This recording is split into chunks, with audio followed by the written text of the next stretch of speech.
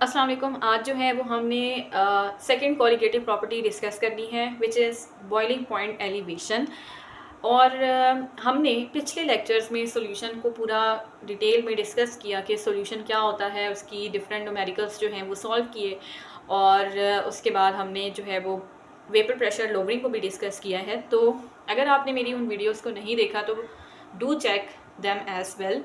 और उसमें मैंने जो है वो कॉलिगेटिव पिछली लेक्चर में जब मैंने वेपर प्रेशर लोवरिंग के बारे में बता रही थी, उसमें मैंने कॉलिगेटिव प्रॉपर्टी का आपको जो है वो कॉन्सेप्ट दिया था कि जो हमारे पास basically number of solute particle पे डिपेंड करे, उसकी नेचर पे डिपेंड ना करे। ठीक है, ये मैं आपको पिछले लेक्चर में बता चुकी हूँ, तो अभी मैंने दोबारा रिवाइज भी किया है।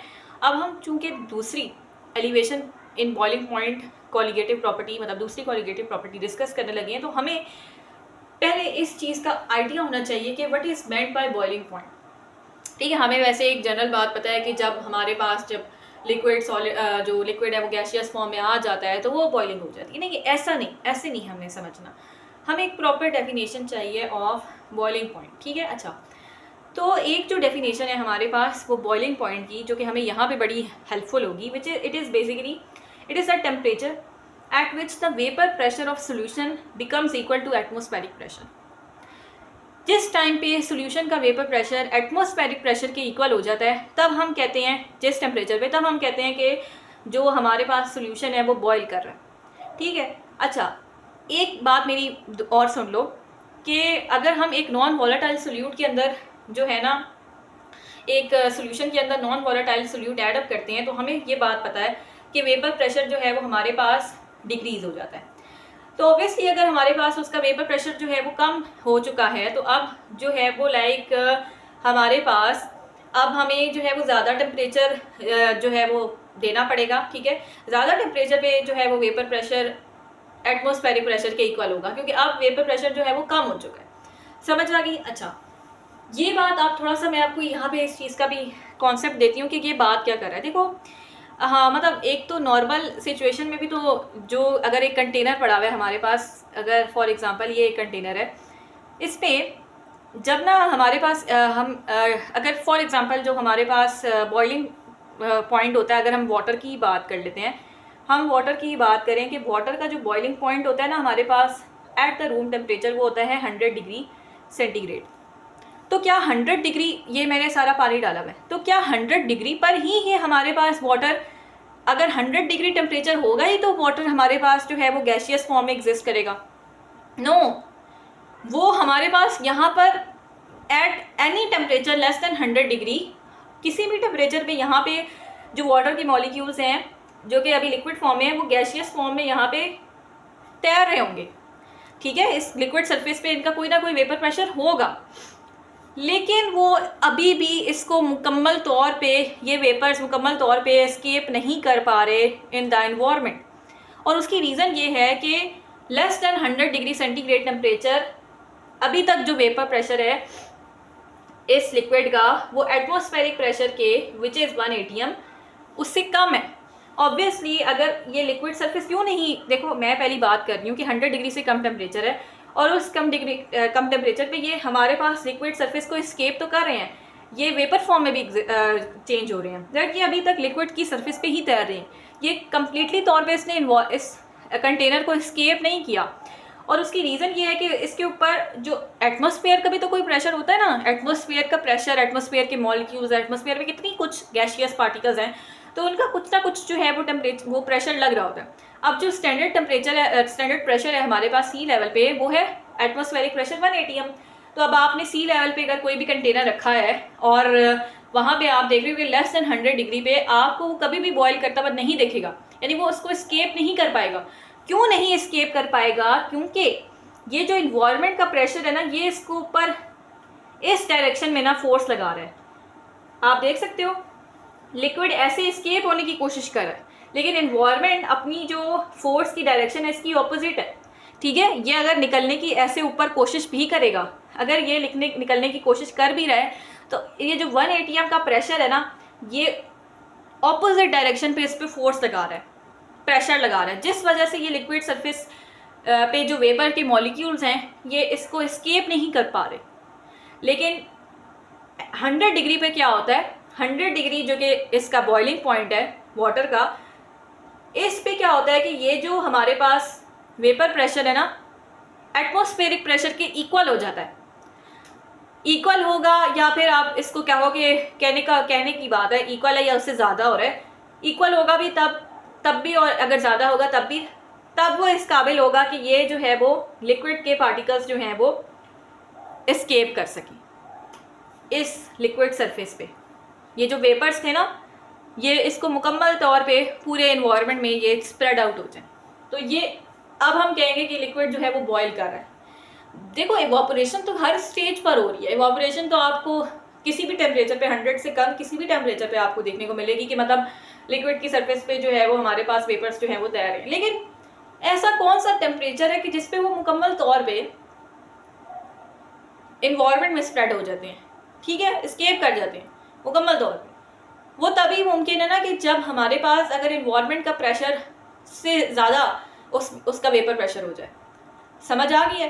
तो तभी हमारे पास जो है वो एस्केप कर सकते हैं, ठीक है। तो ये हमारे पास जो है वो बॉइलिंग पॉइंट का कॉन्सेप्ट है कि बॉइलिंग तब होती है, ये वो टेम्परेचर है कि जिसमें हम कहते हैं कि वेपर प्रेशर सॉल्यूशन का एटमॉस्फेरिक प्रेशर के इक्वल हो जाता है या उससे ज़्यादा हो जाता है। तो ये उसी मतलब इसी अगर आपके पास इसकी इक्वल या ज़्यादा हो रहा है एटमॉस्फेरिक प्रेशर की, तभी तो वो एस्केप करेगा इन्वायरमेंट में। अगर उससे कम है, लेट्स सपोज अगर ये वेपर प्रेशर इन्वायरमेंट के वेपर प्रेशर से कम है, तो इन्वायरमेंट का वेपर प्रेशर ज़्यादा फोर्स लगाएगा डाउनवर्ड, ठीक है। इन्वायरमेंट का वेपर प्रेशर, इन्वायरमेंट का जो एटमॉस्फेरिक प्रेशर है वो ज़्यादा फोर्स लगाएगा इन लिक्विड के वेपर्स पर, तो ये तो एस्केप ही नहीं कर पाएंगे। लेकिन एट दैट टेम्परेचर जब इसका वेपर प्रेशर जो है वो इस एटमॉस्फेरिक प्रेशर के बराबर या इससे ज़्यादा हो जाएगा, तभी ये एस्केप कर पाएंगे। और तभी हम कहेंगे कि जो है वो लिक्विड बॉयल कर रहा है। बॉयल का मतलब ही यही है कि वो पूरे ना उसकी सरफेस पे ना तैरे, बल्कि एस्केप कर जाए और इन्वायरमेंट में स्प्रेड आउट हो जाए, ठीक है। तो ये हमारे पास जो है वो बॉइलिंग पॉइंट का कॉन्सेप्ट है।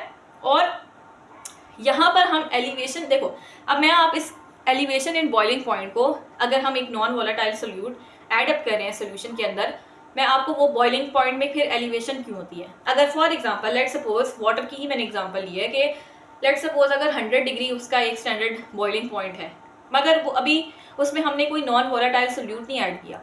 लेकिन जैसे ही मैं एक पानी के अंदर, जो कि प्योर पानी था, उसके अंदर मैंने अगर कोई नॉन वोलेटाइल सोल्यूट ऐड भी कर दिया ना, अब उसका बॉइलिंग पॉइंट जो है वो बढ़ जाएगा। अब मुझे ज़्यादा टेम्परेचर देना पड़ेगा, तब ये जाके बॉयल होगा। बॉयल का देखो, बॉयल का आपको आइडिया ज़रूर होना चाहिए। जब तक आपको बॉयल का समझ नहीं आएगा ना कि बॉयल कहते किसको है, तब तक आप ना तो बॉइलिंग पॉइंट को समझ सकोगे, ना आप ये समझ सकोगे कि एलिवेशन क्यों हो रही है। एलिवेशन तो आप तब समझोगे ना कि आपको बॉइलिंग पॉइंट का पता हो, बॉइलिंग का पता हो। देखो, बॉइलिंग ये है कि अगर हमारे पास जो लिक्विड के vapours on the surface of liquid तैर रहे हैं ना, वो उस पर तैरे ना, बल्कि पूरे इन्वायरमेंट में स्प्रेड आउट हो जाए। लेस देन 100 डिग्री अगर मैं, जो कि हमारे पास वाटर का बॉइलिंग पॉइंट है, ठीक है, जिसपे क्या होता है कि वो एस्केप आउट हो जाता है। अगर मैं उससे कम टेम्परेचर है अगर पानी का, तो वो बेशक उस कम टेम्परेचर पे वो इसकी थोड़ी बहुत इवापोरेशन हो रही होगी और कुछ वेपर्स जो हैं वो तैर रहे होंगे on the liquid surface, but वो उसको मुकम्मल तौर पे एस्केप नहीं कर पा रहे होंगे। एस्केप वो तभी करेंगे कि जब उसका बॉइलिंग पॉइंट रीच होगा, जो कि वाटर के केस में 100 डिग्री है। इसमें ऐसा होगा क्या, ऐसा क्या हमारे पास अंदर चीज़ हो रही होगी कि वो लिक्विड के वेपर्स एस्केप कर जाएंगे। उसके लिए हमें पहले ये समझना है कि पहले 100 से कम टेम्परेचर पे ऐसा क्या था कि वो एस्केप नहीं कर पा रहे थे। असल में उनका जो वेपर प्रेशर था वो एटमॉस्फेरिक प्रेशर के, देखो वेपर प्रेशर जो है वो इस डायरेक्शन में है, ठीक है, और एटमॉस्फेरिक प्रेशर जो है वो इस डायरेक्शन में है, ठीक है। ये आपका क्या है, ये क्या है, ये जो ये वाला मैंने आपको शो किया, ये है वेपर प्रेशर और ये है atmospheric pressure. Less than 100 degree जो कि बॉइलिंग पॉइंट है फॉर वाटर, 100 डिग्री से कम अगर हमारे पास टेम्परेचर है, तब हमारे पास ये जो वेपर प्रेशर है ना, ये जो एटमॉस्फेरिक प्रेशर है ना, ये ज़्यादा है, सही है। ये इसको नीचे की तरफ, अगर ये ऊपर जा भी रहा है तो ये जो एटमॉस्फेरिक प्रेशर है ना, ये इसको नीचे की तरफ धकेल रहा है, सही है, ये बहुत ज़्यादा है, सही है। और अगर मैं आपको इसको इस तरह से समझाती हूँ कि अगर लेट सपोज ये हमारे पास है 50 डिग्री सेंटीग्रेड टेम्परेचर और ये है 100 डिग्री। अब मैं इसकी ना लेंथ से आपको पता लगेगा कि कितना मैग्नीट्यूड है वेपर प्रेशर का और एटमॉस्फेरिक प्रेशर का, ठीक है। अब लेट सपोज ये इसका देखो इतना कम सा वेपर प्रेशर है और जो हमारे पास एटमॉस्फेरिक प्रेशर है वो देखो कितना ज़्यादा है। इसके आपकी लेंथ से आपको इसका मैग्नीट्यूड का अंदाज़ा हो रहा है ना। तो ये क्या है हमारे पास एटमॉस्फेरिक प्रेशर और ये है वेपर प्रेशर, ठीक है। वेपर प्रेशर जो है वो इस ऊपर की डायरेक्शन में लग रहा है और एटमॉस्फेरिक प्रेशर ऑब्वियसली ऊपर की तरफ से आ रहा है तो वो डाउनवर्ड लग रहा है। ये लिक्विड के ऊपर बात हो रही है, ठीक है जी। मतलब ये वेपर्स है ना आपके पास लिक्विड की सरफेस पे, ये लिक्विड की सरफेस पे वेपर है, ये ऊपर की तरफ जाने की कोशिश कर रहे हैं। लेकिन ये जो एटमॉस्फेरिक प्रेशर है ना, ठीक है, एटमॉस्फेरिक प्रेशर इसको ज़्यादा मैग्नीट्यूड से नीचे की तरफ धकेल रहा है। तो इस वजह से क्योंकि इसका मैग्नीट्यूड ज़्यादा है तो ये जो वेपर्स हैं स्केप ही नहीं कर पाएंगे एट 50 डिग्री या any temperature less than 100 degree. At the time जब हमारे पास 100 डिग्री सेंटीग्रेड टेम्परेचर पहुंचेगा तब जो है ये वेपर प्रेशर भी हमारे आप देखो वेपर प्रेशर जो है अब नियर अबाउट एटमॉस्फेरिक प्रेशर के ज़्यादा हो गया है या इसके इक्वल है। अब क्या होगा, अब हमारे पास ये वेपर्स इजीली एस्केप कर जाएंगे एनवायरनमेंट में क्योंकि अब एटमॉस्फेरिक प्रेशर के इक्वल हो गया ना।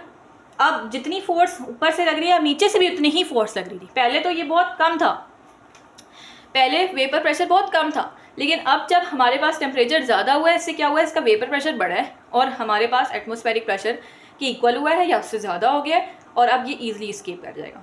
समझ आ गई आपको? ये बात समझ आ रही है कि पहले क्यों नहीं एस्केप कर पा रहा, क्योंकि ऊपर से इसके ऊपर ज़्यादा फोर्स लग रही है जो कि इसके बराबर नहीं है बल्कि इससे ज़्यादा है ऊपर वाली फोर्स। लेकिन अब जब टेम्परेचर 100 डिग्री पे, जो कि वाटर के केस में इसका बॉइलिंग पॉइंट है, ठीक है, अब ये सिर्फ वाटर की बात हो रही है, हर जो लिक्विड होता है उसका अपना एक बॉइलिंग पॉइंट होता है और उस हिसाब से हम देखते हैं। और अगर मैं वाटर की बात कर रही हूँ तो वाटर का जो बॉइलिंग पॉइंट है वो सी लेवल पे 100 डिग्री सेंटीग्रेड है। तो हमारे पास जो है वो हमारे पास क्या कहते हैं इसको, तो इसका जो मतलब हम जो बॉइलिंग पॉइंट है, तो मैं इसकी वाटर की केस में बात करी तो 100 डिग्री पर ही इसका एटमॉस्फेरिक प्रेशर मतलब वेपर प्रेशर एटमॉस्फेरिक प्रेशर के इक्वल होता है या इससे ज़्यादा हो जाता है और वो इस काबिल होता है कि वो वेपर की जो सरफेस है उसको स्केप करे और इन्वायरमेंट में जो है वो स्प्रेड आउट हो जाए।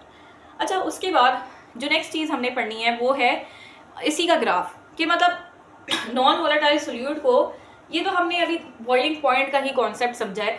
अब हमने ये बात समझनी है कि एक नॉन वोलेटाइल सोल्यूट को जब भी हम जो है वो लाइक क्या कहते हैं उसके अंदर डालते हैं, एक प्योर सॉल्वेंट के अंदर डालते हैं, तो क्या होता है कि जो बॉइलिंग पॉइंट है उस सोल्यूशन का वो बढ़ जाता है। क्यों? क्योंकि हम पीछे लेक्चर में ये बात पढ़ के आए हैं कि अगर मैं नॉन वोलेटाइल सोल्यूट को किसी सोल्यूशन में डालूंगी तो उसका वेपर प्रेशर कम हो जाएगा। हम पिछले लेक्चर में हमने पूरा डिस्कस किया ऐसा क्यों हो रहा है। लेकिन आपको एक बात याद रखनी चाहिए, आपको रट्टी में होनी चाहिए कि अगर हम नॉन वोलेटाइल सोल्यूट को सोल्यूशन में डाल रहे हैं तो उसका वेपर प्रेशर सोल्यूशन का कम हो रहा है। अब आप खुद बताओ कि अगर एक पहले ही अगर एक वेपर प्रेशर कम है, ठीक है, और एटमॉस्फेरिक प्रेशर उस पर लाइक मतलब एक चीज़ की आपने इसको इतना कर दिया, पहले अगर इतना था तो ये अब इतना कम कर दिया, तो हमें और ज़्यादा टेम्परेचर देना पड़ेगा कि तब जाकर ये वेपर प्रेशर जो है वो एटमॉस्फेरिक प्रेशर के इक्वल होगा। समझ रहे हो? अब इसको हम थोड़ा ग्राफ के रिस्पेक्ट में समझने की कोशिश करते हैं। ये देखो यहाँ पर मैंने एक्स एक्सिस पे जो ड्रॉ किया है ना वो है टेम्परेचर और जो वाई एक्सिस पे है वो है वेपर प्रेशर। समझ आ गई है? ओके, नाउ अब ये जो मैंने एक स्ट्रेट लाइन में डॉट्स ड्रॉ किए ना, ये है हमारे पास 1 atm प्रेशर। सही है? ये 1 atm प्रेशर क्या है? एटमॉस्फेरिक, जो सी लेवल पे हमारे पास स्टैंडर्ड एटमॉस्फेरिक प्रेशर होता है ना वो 1 atm ही होता है। समझ आ गई है? तो आपको समझ आ रही होगी कि अगर 1 atm से ज़्यादा है तो ऑब्वियसली वो चीज़ बॉयल करना शुरू कर देगी।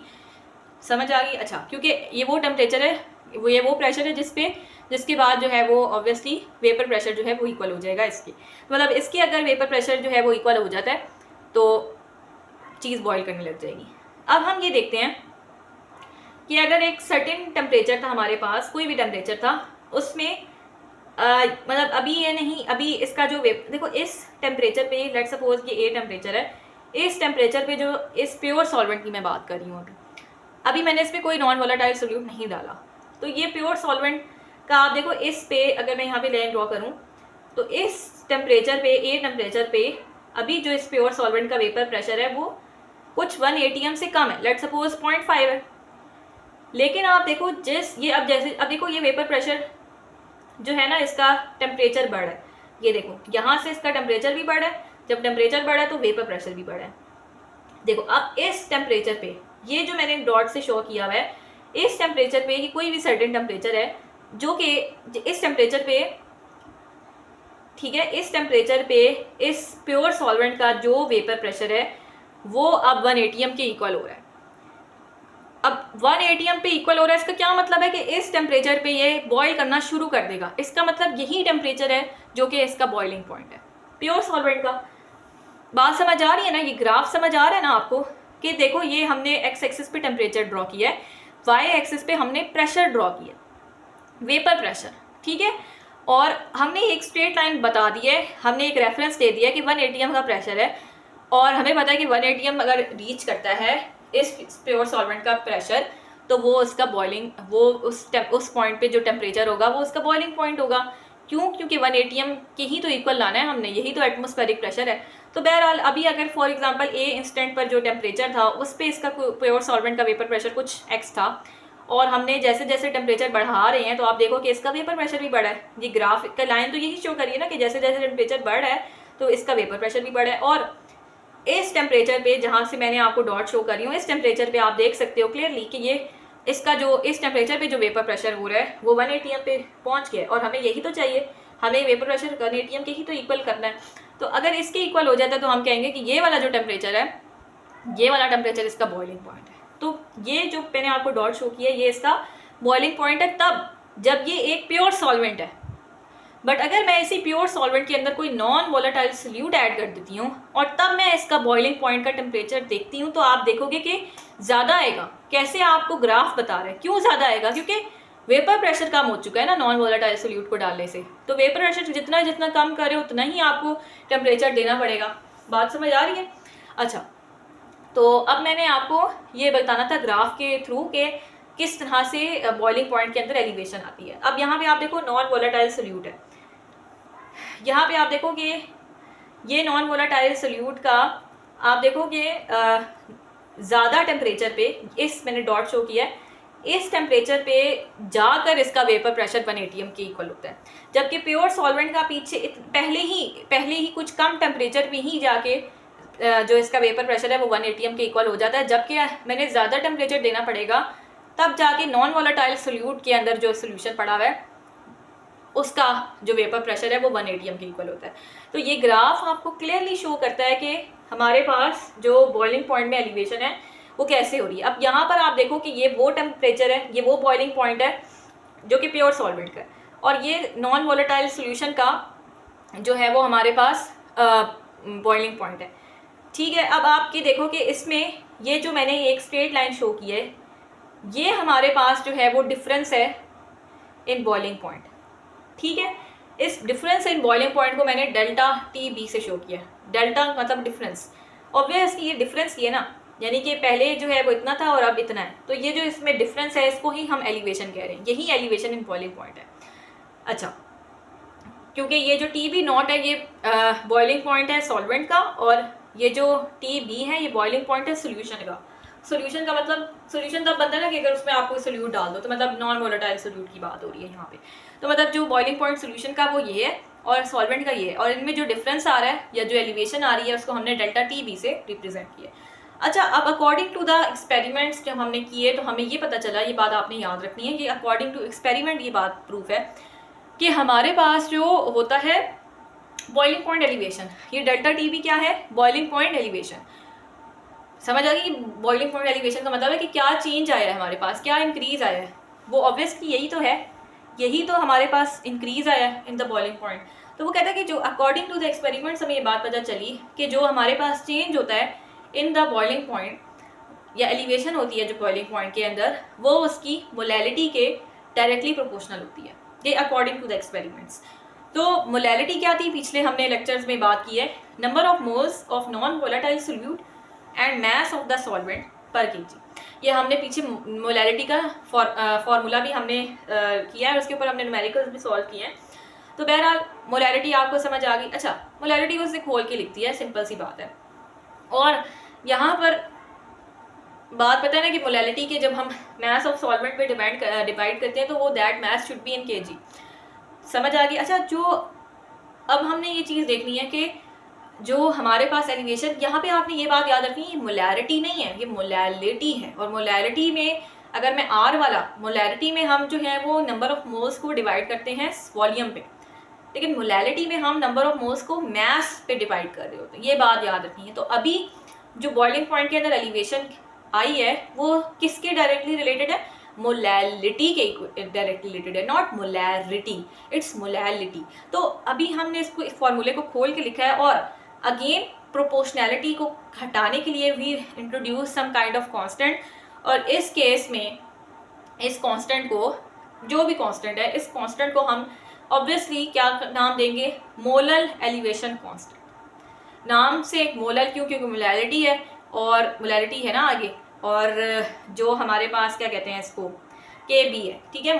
के बी का क्या मतलब है? Molal elevation constant. एलिवेशन क्योंकि बॉइलिंग पॉइंट में एलिवेशन ही आएगी अगर हम जो है वो कोई नॉन वोलेटाइल सोल्यूट डालते हैं, ठीक है। एलिवेशन क्यों आएगी? क्योंकि वेपर प्रेशर कम हो रहा है।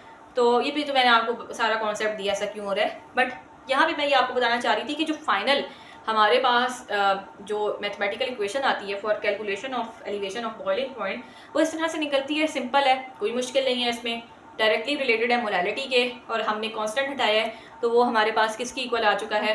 के बी एम। यानी के बी जो है वो एक कांस्टेंट है जो हर केस में जो है वो हमेशा सेम होता है अगर आपके पास टेम्परेचर चेंज नहीं हो रहा, और इसको हम जो है वो एबिलियोस्कोपिक कांस्टेंट, मतलब नाम है इसका, एबिलियोस्कोपिक कांस्टेंट भी कह सकते हैं, या मोलल एलिवेशन कांस्टेंट भी कह सकते हैं।